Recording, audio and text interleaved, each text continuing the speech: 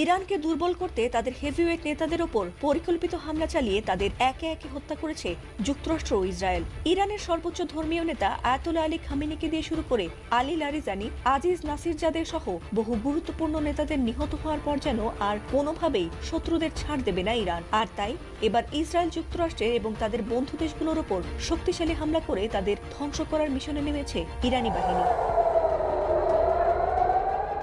মুখের কথায় ইরানকে বারবার হারিয়ে দিলেও কঠিন বাস্তবতা হাড়ে হাড়ে টের পাচ্ছে যুক্তরাষ্ট্র ও ইসরায়েল। কারণ তারা যত ইরানে হামলা করে ক্ষয়ক্ষতি করুক না কেন, কোনোভাবেই ঠেকানো যাচ্ছে না ইরানকে।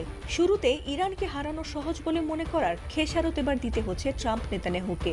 আর তাই ট্রাম্প সুর নরম করলেও যুদ্ধ না থামানোর ঘোষণা দিয়েছে ইরান।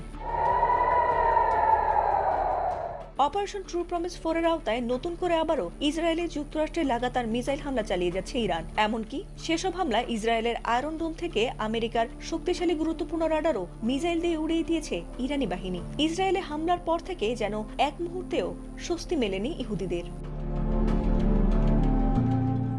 দফায় দফায় মিসাইল হামলায় ইসরায়েলে প্রতি মুহূর্তেই বাজছে সাইরেন, আর তাতে আতঙ্কে যে যার মতো ছুটে পালাচ্ছে জীবন বাঁচাতে। অনেকে আবার প্রাণ বাঁচাতে আশ্রয় নিচ্ছে মাটির নিচের বাংকারগুলোতে। তবে বাংকারে লুকিয়েও রেহাই পাচ্ছে না ইহুদিরা, কারণ ইরানের শক্তিশালী মিসাইলের আঘাতে পথে ঘাটে, বাড়িতে, এমনকি বাংকারেও নিহত হয়েছে বহু ইসরায়েলি।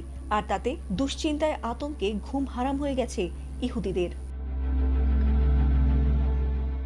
এছাড়াও এবার দখলদার ইসরায়েলের মধ্যাঞ্চলে সরাসরি আঘাত এনেছে ইরানের ক্লাস্টার মিসাইল। গত কয়েকদিন আগেও ক্লাস্টার মিসাইলের আঘাতেই ইসরায়েলে প্রাণ হারিয়েছে দুজন। এছাড়াও প্রতিদিন হামলায় সেখানে বেড়েছে আহত নিহতের সংখ্যাও।